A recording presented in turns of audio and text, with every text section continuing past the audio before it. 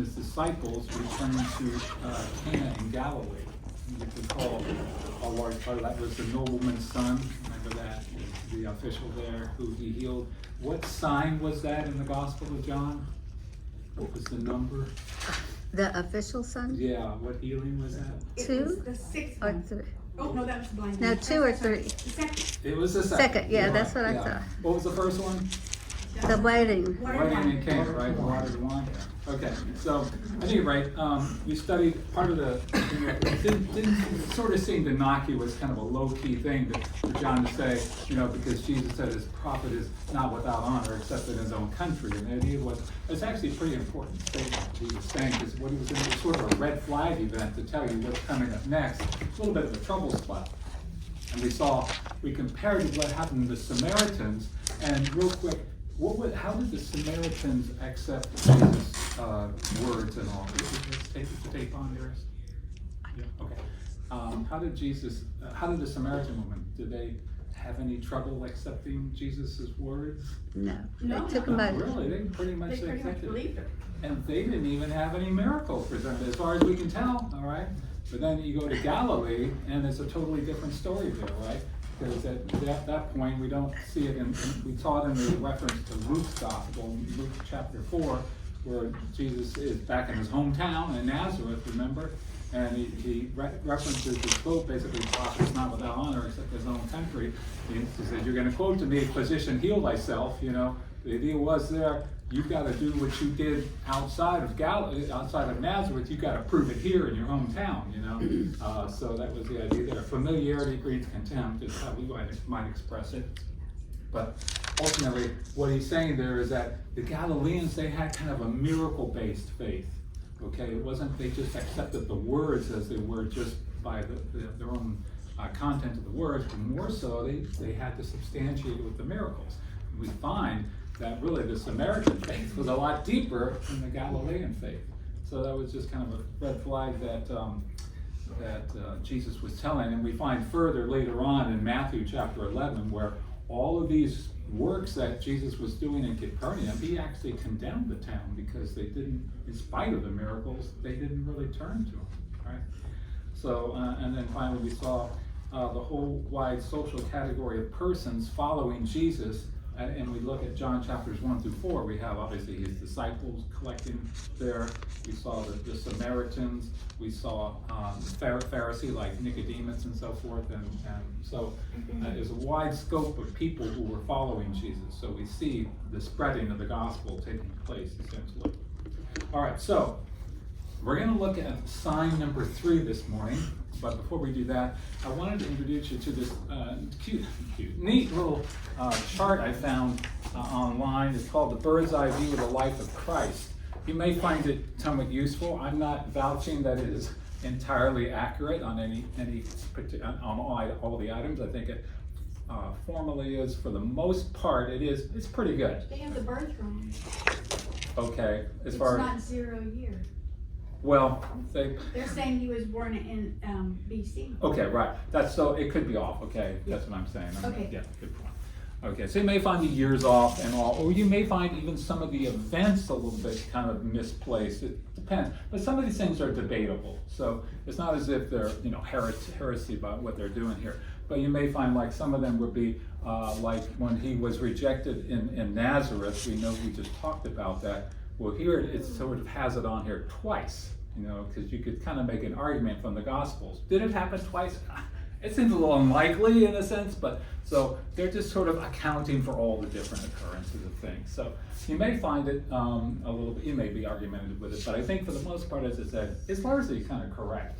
But it does give you a neat manifestation of the events that are happening. I was going to put this sort of on the big screen, but it's so much difficulty to try and do that. So what I'd rather do is just kind of talk through it. And what you find here is you've got up along the x-axis here on the top, you see these various tabs in here, and they are basically set of pieces of the timing of certain areas during Christ's ministry, okay? And you'll see, for instance, on the left, you see these tabs here, like preparing, and then inauguration, the Galilean ministry, the withdrawal, and then closing ministry, and then the passion, and then the appearances and so forth. So you got these major tab sections on the top, which kind of coincide with particular areas that you find on the chart. The way it's organized, so you've got the tabs that show the timeline, and below that you see specifically the best dating that they can do in terms of months and years of how they figure Christ's life is.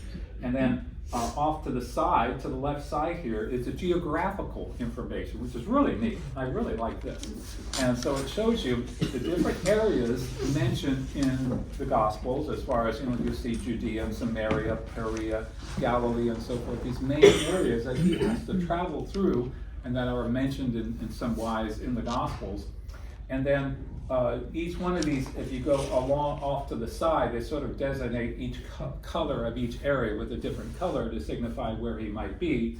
And so within that band, you would have where he is kind of tracing through them. So you kind of have a pathway of Christ in his timeline, where he is when, okay, which is very interesting. And they happen to have a lot of annotation. As you see, it's kind of faint, I can't show it to you right here, but you can see the black lettering up in different places that sort of tells you what is the specific event that's going on. Let me get your chart there. Maggie coming? Yeah, Okay. right. She's younger, but she's slower. So you can tie in, there's little black dots that are along the pathway, all right, and they coincide with a certain item down here in the way down here, the annotation down at the bottom. So you can see a number corresponds here with an event that's on the pathway, okay? So they're events of Christ's life. But what's really kind of particularly neat about this whole chart is that another banded section midway through here is called the graphic harmony of the Gospels, okay? And from there, you can kind of see what these events in here, who's talking about them, which gospel is mentioning them.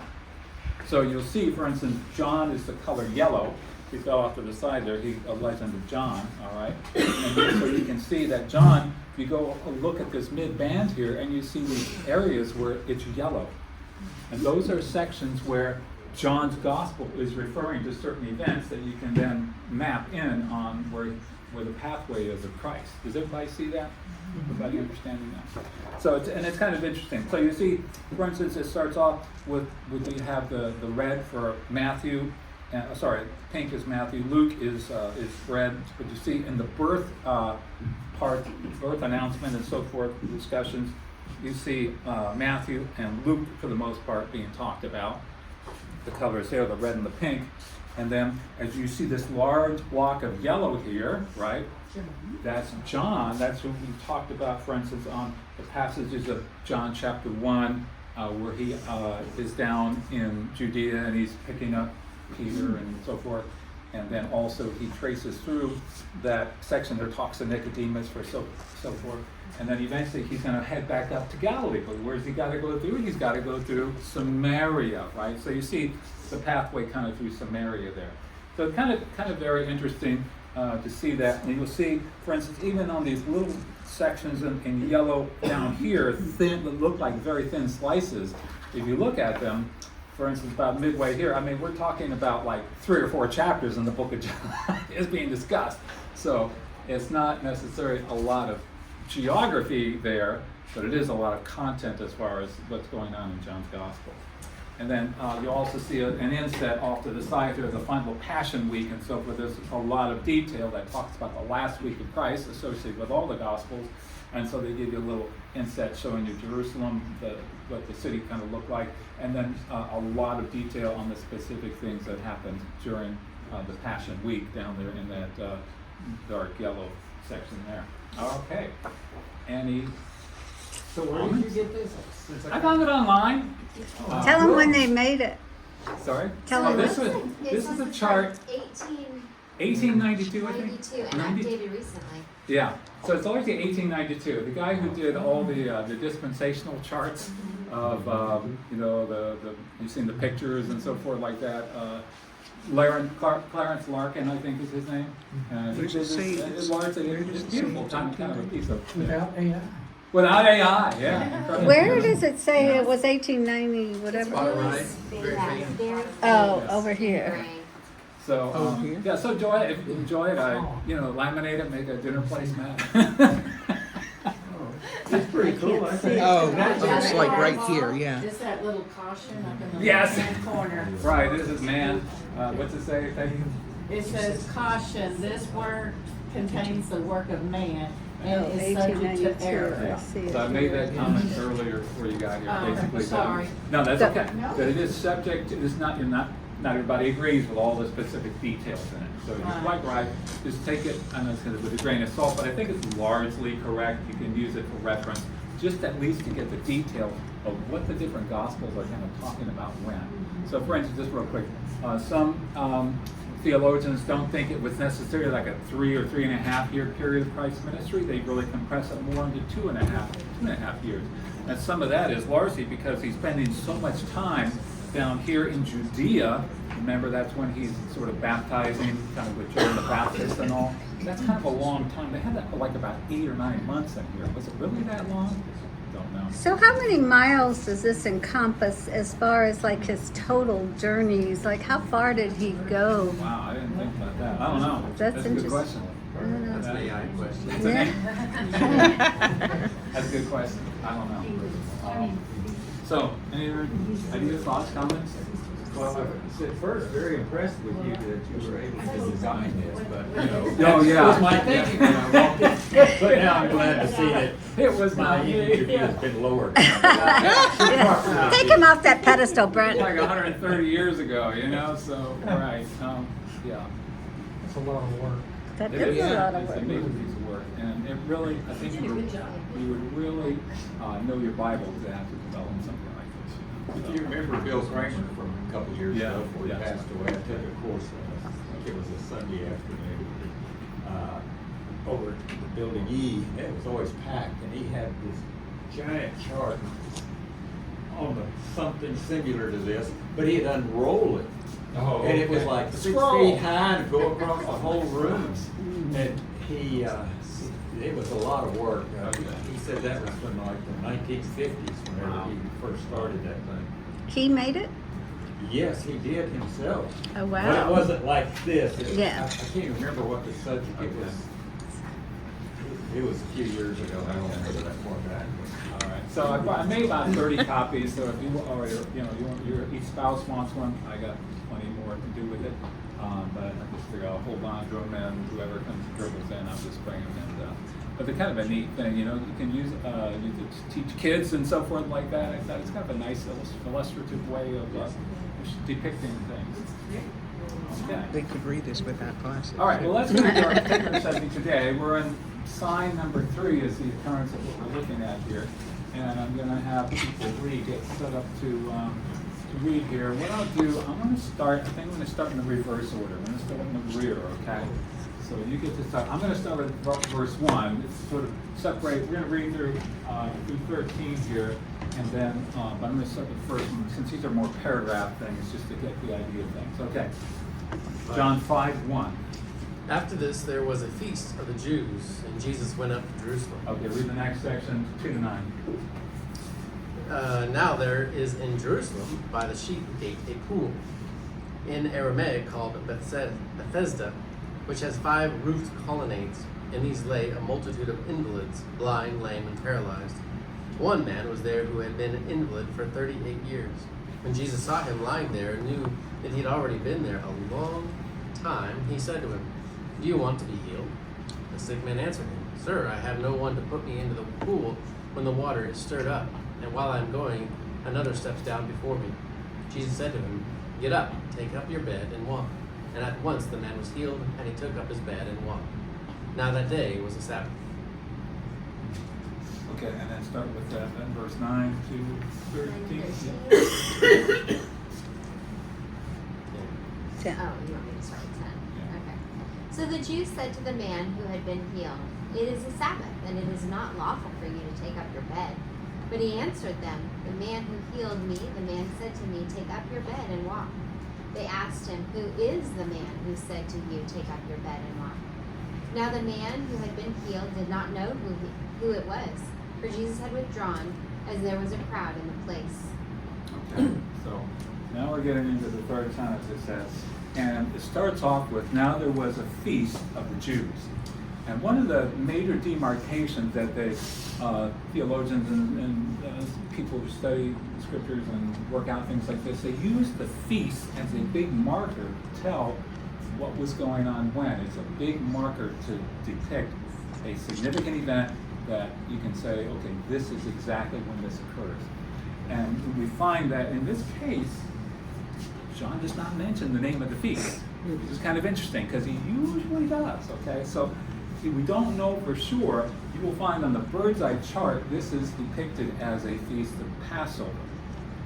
Possibly, it probably is, and most part we don't know. So I'm just saying, leave with us some little latitude that we don't know 100% certainty there, okay? This could have been a neighborhood backyard party. Yeah, well, I suspect it to be a little bit more Did than say it that. was the Sabbath. Yeah. Well, we're going to find that that is, but all of the feasts have something associated with Sabbath. So, and Sabbath is a weekly event kind of a thing. So that's not significant in itself. It is going to be a significant matter associated with what Jesus is going to talk about in this whole section here. But they really honored the Sabbath at one point, when the sun goes down, they did not do anything. So this man picking up his stuff and walking away. You're way ahead of me, Kate. You're way ahead of me. Sorry. Okay. That's okay. That's okay. I'll give you a bonus today. Okay, Okay. instead of Yeah, just slapping my hand. Okay. Yeah. Right. So, Okay. so that issue is going to be the Sabbath keeping along this whole lines. Now, he says that Jesus basically, we know that he was up in Galilee, right? He was healing the nobleman's son. He spent some time up there, and now he's coming back down for this feast. Let's just presume it's Passover for the sake of argument here. And then, do you hear anything about the disciples being mentioned?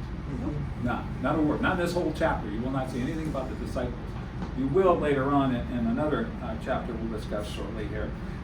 So John, John, we could kind of, I think, assume. I mean, he's probably there, maybe noticing the conversations and writing them down. It doesn't say for sure. Maybe this was complete special revelation given to John in that sense. We don't know.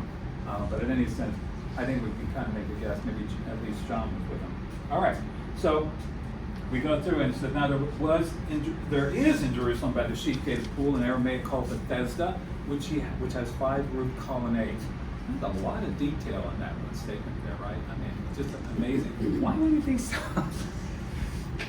So much detail in it. 5 colonnades. I mean, who cares? What if there were 4 colonnades? I mean, I think it's just sort of one of those factoids. We're just establishing just sort of the historicity and the geography associated with this place.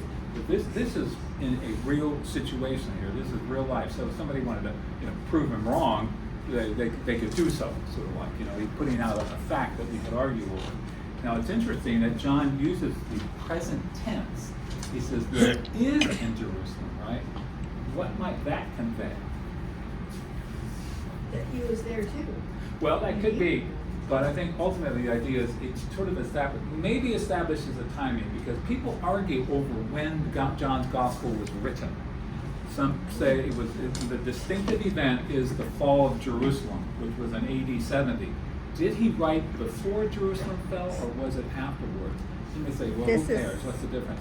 It does make a kind of a significant difference in how you want to say, when was the book written, okay? Which has other ramifications. But it's sort of interesting that he does use the present tense, but you can't necessarily say with 100% certainty that means it was before the fall, because John, sometimes he will use a habit of writing sort of in the way of the past as being in the present, the present past sort of like kind of situation. So it doesn't guarantee it, but sometimes he might use that style.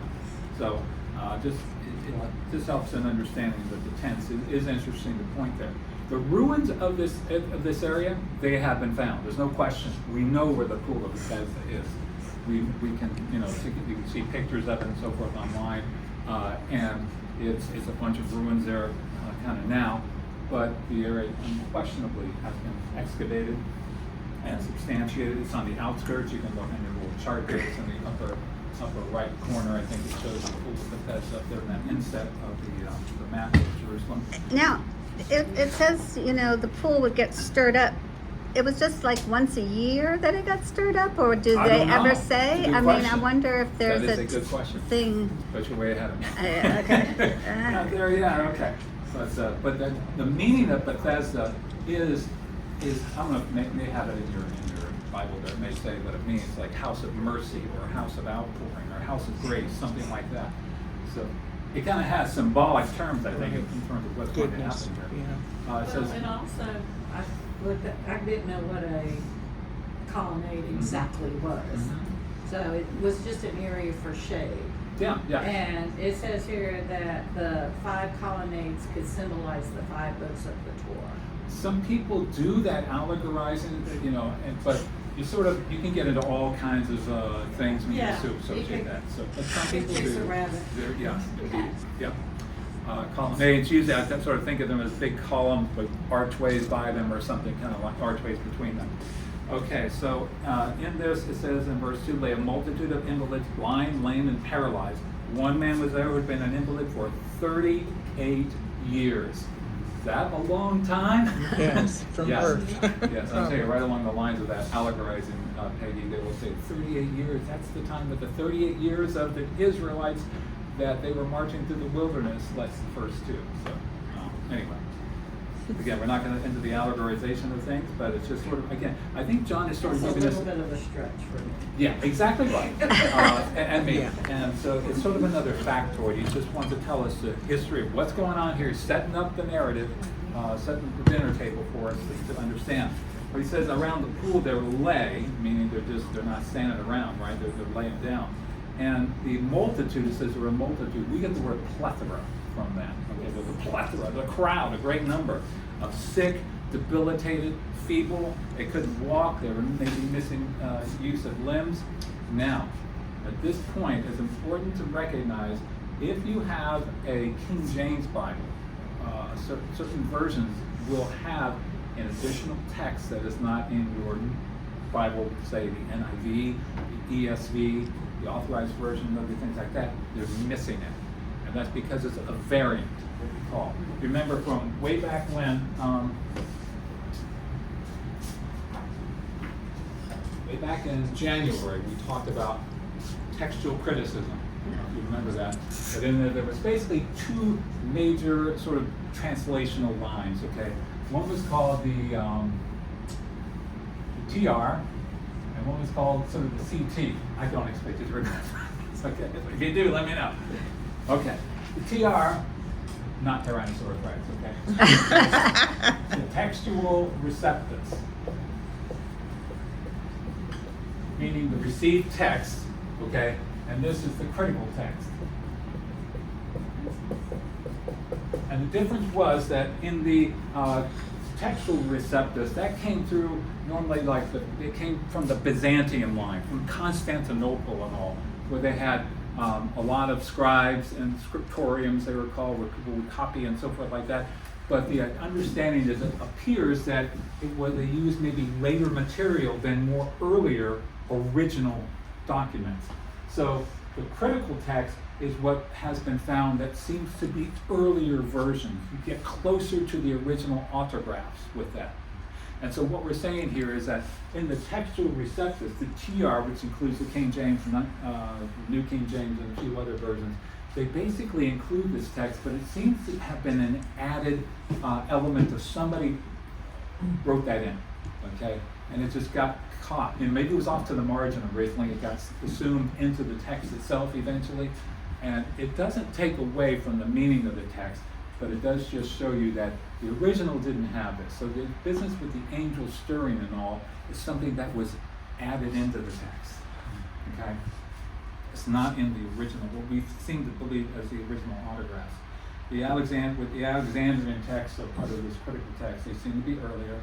Okay, so verses 3b and 4, if you look closely, you probably will not have a verse 4. It jumps from verse Right. 3 to 5. Okay? Okay. Because they're missing the last part of 3 and the whole verse 4. It's about the angels. So what does that say? Pardon? What does that say, the verse that's missing? Well, that's about the For an angels stirring the waters. yeah. Okay. I have a King James version. Want me to Okay, read go it? ahead. Go It ahead. says, for an angel went down at a certain season into the pool and troubled the water.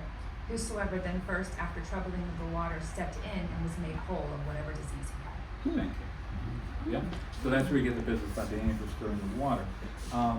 And it's probably assumed that belief was held by the populace, which may help explain part of the crowding around there.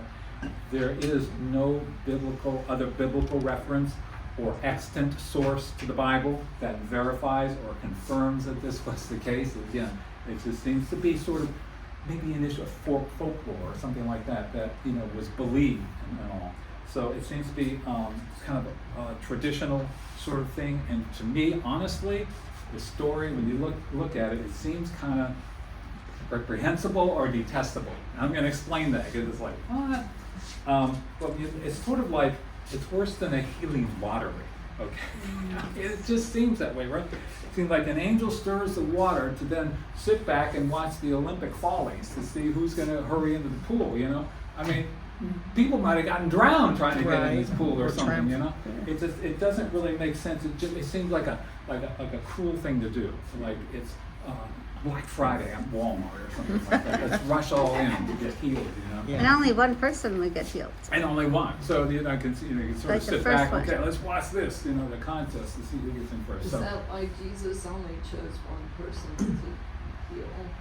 that I wouldn't say that coincides with that aspect of it, Emily. I would say that he chose the one person because this was essentially how God wanted to demonstrate his grace and how it was going to be used in the ensuing discussion that was going to take place. That's a good question because it's sort of like, I mean, why not just heal everybody, right? It just seems, why not? But he doesn't. That's the way that the Lord works, right? But he's looking for a particular man. He's an invalid for 38 years. Now, we are not told that he's 38 years old. We're not told, in other words, when he was crippled. Okay, so this may not have been at birth. Right. Likely it is not. We'll find out in verse 5, verse 14. It seems to sort of insinuate that, but at least I don't think he was a birth situation here. Now, we're not told this frequency of this angelic visit that as we talked about earlier. Was it a year type thing or once a month? Don't know. The enormously long time as an invalid highlights the seriousness of the problem and the hopelessness of this guy's situation, right? I mean, 38 years where you can't barely move. So we assume it's some spring-fed pool and whatever. Probably likelihood is that, some stirring up, some bubbling up of some geographic thing or whatever down to the earth caused it. Whether it had medicinal properties, I don't know, You can draw your own thing. I was going to play a clip of something here, but we'll hold it later on. And it's probably not there today. No, it is not. Go back. It's dried There up. are pools. I think it's dried There up. are pools. There's two of them, one north and one south. Yes, exactly. And I don't know that they have water in them. Well, you can see like You can pictures. see where they were. Yeah, they're low spots. Oftentimes they'll collect water. You can see in the pictures online that there will actually be, sort of a little more kind of like clouds or something. Most of the people that came here almost lived there because they did not know when the stirring up was going to occur. I could see you'd be hanging around for it, right? Right. You'd not want to miss it. No, Right. no. And most of them had family because he says, he made a point of, I do not have family. Yes. Meaning that He's all by himself. So. I've got to get there by myself Right. one way or the other. Right. Exactly. We don't have more details, but it seems like he's sort of alone in this situation. And maybe that's partly why the Lord took more pity on him, in a sense. Maybe, Emily, that answers that question a little bit more. That's a good point. I don't know. But anyway, but somehow they believed it to be the case. You don't argue with success, okay? Maybe somebody actually did get healed in some manner, in some way that we don't know why. But it doesn't seem to include the people like the unclean people, the lepers. They're certainly not explicitly mentioned in here, so they probably might have shooed them away if they came around. But anyway, but you can imagine anytime there was a feast coming around that your chances kind of worsened for getting in that pool because feasts drew crowds, okay? So there was probably more people there at the time than normal. So verse 6 there, when Jesus saw him lying there and knew that he had already been there a long time, he said to him, do you want to be healed? So first of all, we see Jesus saw him, right? why he picked him out in the crowd, we don't know, but maybe alluded to the idea that I it was think just, that was an important question. it was an important question. We're gonna get to that momentarily here. And it's because maybe the duration, 38 years, that he poured out his grace on him. And this is Jesus, he knew. Now you may say learned, perhaps Heather in your version, he learned, but how did Jesus learn this? Or how did he know this? Was it simply, did he use his omniscience, so to speak? Or did he just, I think human intuition, you can sort of tell, that guy's been there a long time, just the way perhaps his demeanor, his attitudes and so forth like that. Just watching him, maybe he asked somebody, so to speak, like that. Jesus doesn't always have to exercise his omniscience for every single thing, but at any rate, he just drew the conclusion. Obviously, they've been there a long time, and it's maybe even more significant about the knowledge of how long the guy had been there. It would be just the compassion for the man's misery over all these decades. Okay. So there's no reason provided explicitly for the selection. We do know, interestingly, that Jesus initiates the conversation with this person here, right? Note, whereas in the healing of the paralytic, if you remember in Mark chapter 2, when they come, Jesus is teaching, and this guy and his friends on the pallet, they tear out the roof to get this guy lowered down to Jesus, right? Okay, did Jesus initiate that healing in that conversation? Not really, no, these guys did it, right? Now, interestingly enough, so this guy, dropping his friends do this, and whereas also even with the Samaritan woman, who initiates the conversation? He does. Jesus does, yeah. right? So Jesus sometimes does this. Okay, in this case, he's also going to start it here, and he's asking, "Do you want to be saved?" Do you want to be healed? Okay, and you may think, well, that's kind of a silly question, but it's He not. did answer yes. Well, That is I mean, not explicitly, but he sort of gave a reason why he didn't go down. Okay, so it was because I can't get down to the pool. I think you could say, what the man says is he does try to get to the yeah, pool. yeah. Would you take that as a yes or no? I'm trying as hard as I can. Is that a yes? I'm trying to get healed. Okay, I think that's a yes.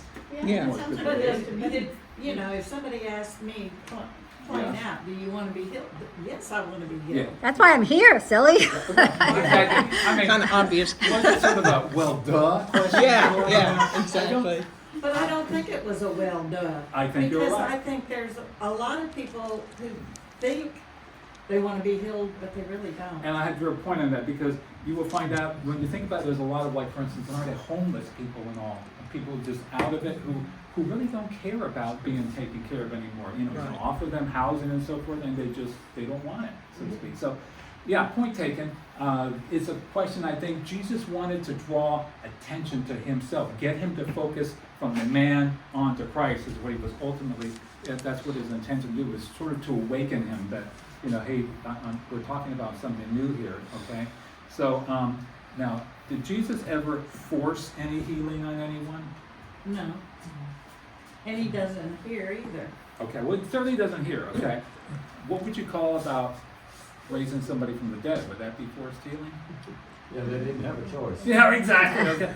What about a person who was demon possessed? Yeah, I was thinking they don't really understand, even comprehend that. Say that again. I was saying that they're not even in the right frame of mind. Exactly, right there. In fact, he used the case of a man with a withered hand in a couple of the other synoptic gospels where, it was a teaching illustration that he was going to do this on the Sabbath day. He didn't say, do you want to get healed to him? Or the man with dropsy. Or even remember in the garden when they were arresting Jesus and Peter slices off right. the guy's ear.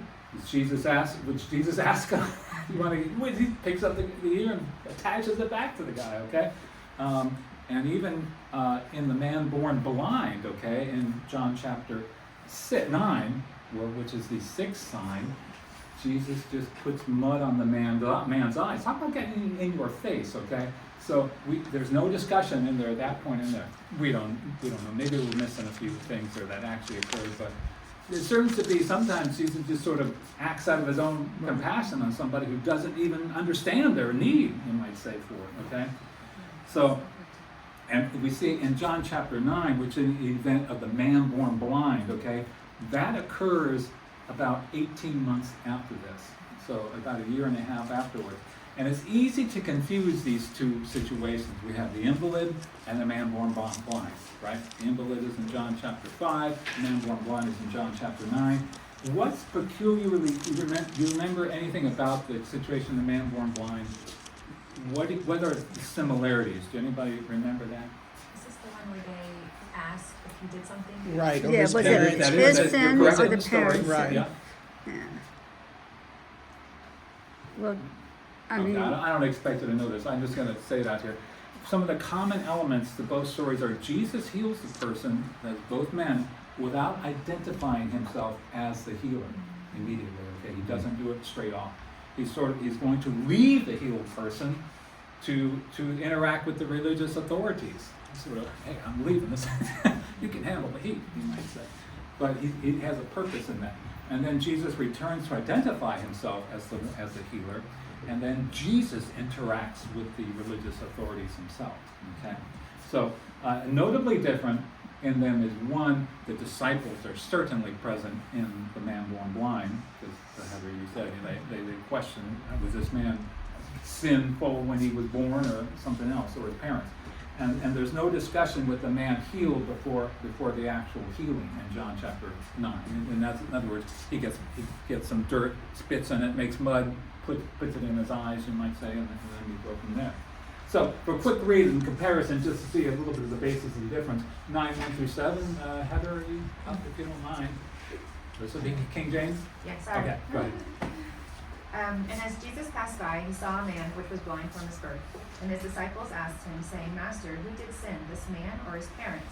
Then he was born blind. Jesus answered, Neither the man has sinned nor his parents, but that the works of God should be made manifest in him. I must work the works of him that sent me while it is day. The night comes when no man can work. As long as I am in the world, I am the light of the world. When he had thus spoken, he spat on the ground and made clay of the spittle, and he anointed the eyes of the blind man with the clay. And he said unto him, Go and wash in the pool of Siloam. He went this way, therefore, and washed, and came back seeing. Right. So it's just a very short snippet of the actual of what's going to happen in John chapter 9, but just gives you a quick comparison. These two, there's a certain similarity to them, but they're very different what's going to happen. And just to let you know, in the story of the invalid, John chapter 5 here, what's going to happen is the invalid just sort of has quiet acquiescence to the Jewish authorities, so that he doesn't get their ire on him, their anger, so that they don't, beat him, so to speak. Whereas we're going to find out in the blind man in John chapter 9, this guy is going to challenge and be combative with these guys about how they understand theology. So it's quite a different response in here. well, the guy in 9 does know it was Jesus, because when they asked him, how did you get healed? He said, well, the man called Jesus did it. Okay. So, Okay. Shot me down. sorry. I mean, Okay. It's in print. But he That's- didn't know it at first. Yeah. well, he was blind. Plus, Who's putting mud in my eye? the guy said, well, his disciples said Rabbi, so I mean, the guy Yeah. must have heard him, so Yeah, I guess, conversation they heard. He could hear, he just couldn't see. Yeah. Right. Yeah. I'm sure he heard his name somewhere. He must have. But good point. Yeah. So, okay, so back in our story in John chapter 5, verse 7, the sick man answered him, Sir, I have no one to put me in the pool when the water stirred up, and while I'm going, another steps down before me. So obviously he's affirming, I ain't got the legs for this, right? As soon as I start getting up, somebody overtakes me. It assumes he didn't lack the will or the desire, it's just the means, the capability to get down there, right? We see, as you mentioned, that he was somewhat friendless, it seems like. And he didn't see Jesus as a miracle worker, certainly not at first. And lastly, when he addresses him as Sir, which is Lord, you might say, and how we might normally translate that, but he just based it on the context. So he doesn't know anything about Jesus, so he calls him Sir in the Lord in the sense of Sir or Mister. You might really want to translate that as how we might understand it. Okay, so Jesus said to him, Get up, take up your bed and walk. And at once the man was healed and took up his bed and walked. Now that day was the Sabbath. Okay. So it's interesting to me, Jesus does not correct the story of the angelic thing, if that was the case. So in the King James version and all. We don't find that Jesus is saying, "You believe that hogwash kind of a thing, you know, that stuff's silly and all." He does. He's sort of like one of those, I can neither confirm nor deny.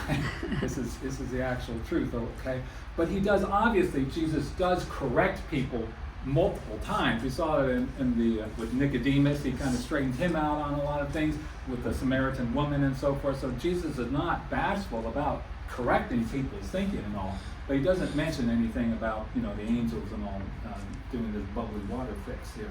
So I think it was just sort of a superstitious kind of thing. Whether Jesus doesn't correct them, it just maybe it's not worth repeating. Okay, it just doesn't bear any weight to it. So by ignoring it, he sort of may be addressing it. But he does give the command. What's the command? He gives 3 of them.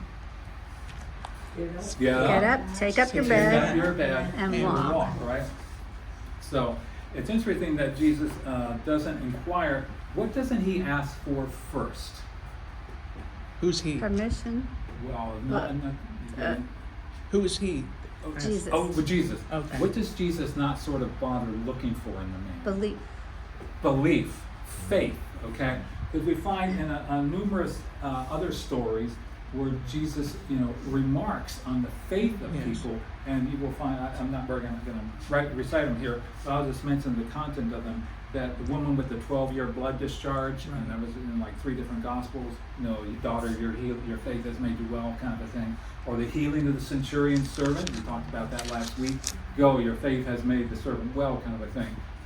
Or the healing of the 10 lepers, which only 1 came back, and so forth. The healing of the paralytic, and Mark, we just talked about earlier, the faith of those people, his friends that brought him there. And then blind Bartimaeus and so forth. So there's multiple occurrences where Jesus recognized their faith, okay? Sometimes Jesus doesn't always need to see faith before he's going to do something to somebody, okay? It's just sort of an interesting... But didn't he have to have some faith to even be there to want to get in the water, having faith that... Of the man, the crippled man? Yeah. Sure. But he didn't have any recognition of faith that Jesus could heal him. Okay. Yeah. But he had to have some for him to follow through with what Jesus said. But, okay, Jesus... Because, if you came over and I was a crippled and you told me that, I'd sit there and going, who do you think you are? Okay. I'm presuming, Peggy, that the likelihood is that when he said, get up, take your big bed and walk, there was an instantaneous healing in his body that he knew had occurred. Yeah. Okay? It was beyond his ability to say, I'm not going to do it. I'm not going to get up, so to speak, like that. And I wonder when it says he was an invalid for 38 years. I mean, it doesn't say exactly what was wrong with him, but obviously that meant he couldn't move on his own a lot. Right. So he would have had atrophied muscles and things like that. So and he would have had to have incredible muscles rebuilt in him, whole, the brain function and all that goes along with this. A lot of cellular kind of things happen. I'm just guessing, Peggy, he likely would have felt something happened in there and would have acted on that alone. Mm-hmm. That's what I'm guessing. True regeneration. Yeah. Which happens to some people whenever they're born again. Doesn't happen to other people. It's kind of like a slow growth, so to speak. Well, right, maybe a slow process by which which happened. It may be a slow process by which people are saved, but it should be an event in time. But we're not going to talk about that another time. Okay. All right. So anyway, yet you look at this situation where Jesus, sometimes he will deal with people regardless of their belief, whether or not they believe. But interestingly, back in his hometown of Nazareth, okay, there was the occasion in Mark 6, 5 and 6, where Jesus says Jesus could not do many things there because of their unbelief. Right. Just kind of an interesting, does that contradict what we're hearing here? It's just how Jesus decided to operate, But also, these were people who knew him as a baby and growing up. Son of a carpenter. It says you're not, prophet's not going to be Exactly in his right. own home. Yeah, exactly. That's part of the whole thing there. Yeah. Because they knew him as somebody else, not as this person that who he really is. Yeah. We talked about that last week. Right. A little bit. Even his brother had a hard time. Yes, indeed. Yeah.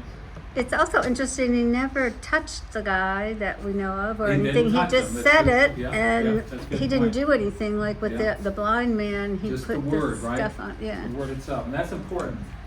that momentarily. But Leon Morris has an interesting comment. It says, faith sometimes is a prerequisite for healing, but it was not absolutely necessary. Jesus is not limited by human frailty as he works the works of God. So whether or not he wants you to believe or not, it's up to him what he chooses to do. It's interesting, the Messianic days were prophesied in Isaiah 35, 5 to 6. And the eyes of the blind shall be opened, and the ears of the deaf unstopped. Then shall the lame man leap like a deer, and the tongue of the mute sing for joy. For the waters break forth in the wilderness, and streams in the desert. Right. So this idea of this is sort of a prophesied kind of event, and this is more than just this one person being healed, obviously, in all of Jesus' ministry. But it's amazing with the word Jesus tells a man to get up. The understanding is Jesus is going to use this man's healing, as an illustration for several things. One, he's going to use it to dispute them over the Sabbath, to witness his relationship with God the Father, and this is a very deep theological chapter. I kid you not. You read through this, and there is a lot of heavy-duty content in there. We'll get to it as starting next week and all before. But the point is that this is a very important Christological presentation of Christ in here. And it also illustrates and anticipates his powerful voice later on in John chapter 5. John chapter 5, 28 to 29. Jason, did you have that? Yeah. Do not marvel, for an hour is coming when all who are in the tombs will hear his voice and come out. Those who have done good to the resurrection of life, and those who have done evil to the resurrection of judgment. Right. So when all who are in the tombs will hear his voice, it's that powerful voice when Jesus, whatever he's going to say, basically he calls the resurrection. That's going to be his voice. Is what part of this whole chapter is illustrating with the get up idea. So it says, at once he was healed. We talked about that. 38 years of atrophy. You pick up your mat, or you may find bed or pallet is part of your translation. I imagine it was sort of like a beach mat, but it may have been a little bit more substantive than that. But the point is there's a sort of a reversal taking place where the mat would carry him, now he's carrying the mat. It's sort of like the point is in him. So Jesus needed this event to sort of trigger the Pharisees for the most part. Jesus does not troll people though, He doesn't stir up the pot to try and get people just for the sake of argument. He does it for a very important purpose here. And so he does it so that this would be a point of discussion. Jesus tells him to walk, and this guy is going to at least walk far enough to attract the attention of Pharisees, the ruling religious authorities, right? Okay. So the Jews said to the man who had been healed, it is the Sabbath, and it's not lawful for you to take up your bed. So, in order for us to get a real good taste of how important this whole issue was, we didn't understand a little bit more about the Sabbath and how it was to be, the sanctity of the idea. So the overarching cause of this had to do with the fourth commandment. I'm going to ask Ms. Cheryl to read Exodus 28 through 11. Remember the Sabbath day to keep it holy. 6 days you shall labor, and do not, and do all your work. But the seventh day is a Sabbath to the Lord your God. On it you shall not do any work, you, or your son, or your daughter, your male servant, or your female servant, or your livestock, or your sojourner, who is within your gates. For in 6 days the Lord made heaven and earth, the sea, and all that is in them, and rested on the seventh day. Therefore the Lord blessed the Sabbath day and made it holy. So does it sound pretty important? Mm-hmm. I do. I just agree with you. Does it put any penalties in there? Oh, yeah. Where? In this verse? Okay, we're going to get to the penalties. Okay. Now, we're going to get to specifically his instruction with the penalties. Now, Katie, Exodus 31, 12 through 17. And the Lord said to Moses, you are to speak to the people of Israel and say, above all, you shall keep my Sabbath, for this is a sign between me and you throughout your generations, that you may know that I, the Lord, sanctify you. Okay. You shall keep the Sabbath because it is holy for you. Everyone who profanes it shall be put to death. Whoever does any work on it, that soul shall be cut off from among his people. 6 days shall work be done, but the seventh day is a Sabbath of solemn rest, holy to the Lord. Whoever does any work on the Sabbath shall be put to death. Therefore, the people of Israel shall keep the Sabbath, observing the Sabbath throughout their generations as a covenant forever.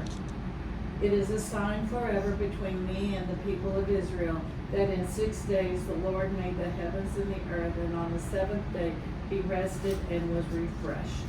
Sound kind of like there's a serious penalty? Yeah. Dying. Violating it? Yeah. So what's the next question you would obviously ask? Why didn't they kill him? No, what, I mean, if it's- What's defined as work? Exactly. How do you define work? That's the whole question, right? What is the definition of work? So we get one enforcement of an example in Numbers 15 through 32 to 36, right? Now, while the sons of Israel were in the wilderness, they found a man gathering wood on the Sabbath day. And those who found him gathering wood were brought him to Moses and Aaron and to all the congregation. And they put him in custody because it had not been declared what should be done to him. Then the Lord said to Moses, "A man shall surely be put to death. All the congregation shall stone him with stones outside the camp." So all the congregation brought him outside the camp and stoned him to death with stones, just as the Lord had commanded Moses. Sounds kind of serious. Yes. Penalty associated, and they took it seriously, right? Taking up sticks, what's wrong with that? Were they still doing that in the days of Jesus? Because they talked about stoning the woman caught in adultery, but I never saw anybody stoned for the Sabbath. Stephen was, well, I think But that wasn't the different Sabbath. places No, were- I know they stoned people, but I mean particularly for Because the of the Sabbath Sabbath. offense. Remember, they were under Roman occupation, so they couldn't necessarily just That's get right. somebody and stone them. Okay, so I think it had been modified to some degree. They couldn't just do it like they did quite in the biblical days of the Old Testament. But also, let's look at Jeremiah adds to this morning. So it's getting pretty serious. 17, 19 to 22. This is what the Lord said to me. Go and stand at the gate of the people, through which the kings of Judah go in and out. Stand also at all the other gates of Jerusalem. Say to them, hear the word of the Lord, O kings of Judah and all people of Judah, and everyone living in Jerusalem who come through these gates. This is what the Lord says. Be careful not to carry a load on the Sabbath day, or bring it through the gates of Jerusalem. Do not bring a load out of your houses, or do any work on the Sabbath, but keep the Sabbath day holy, as I commanded your forefathers. Is that it? That's it. That's fine. That's enough. So you said carry a load. Yours may say carry a burden or whatever like that, as the translation may be. So obviously, Bring the a guy's load. carrying a burden, right? Okay. He's carrying his bed, nothing else. So the idea here is they're trying to take something that seems to be very serious and apply it to their own situation here, right? And finally, in 2 Chronicles 36:15 to 16, and read 20 to 21 while you're at it. Okay.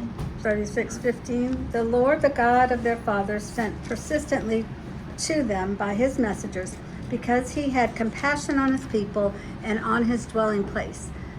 But they kept mocking the messengers of God, despising his words and scoffing at his prophets, until the wrath of the Lord rose against his people, until there was no remedy. 20. He took into exile in Babylon those who had escaped from the sword, and they became servants to him and to his sons until the establishment of the kingdom of Persia, to fulfill the word of the Lord by the mouth of Jeremiah, until the land had enjoyed its Sabbath. All the days that it lay desolate, it kept Sabbath to fulfill 70 years. So it's not as a connection between this not regarding the Sabbath, observing it properly, and God's, I'm going to send you into exile. So you get the idea, this is pretty serious. So these Pharisees were probably thinking, we're doing a favor for this guy, okay?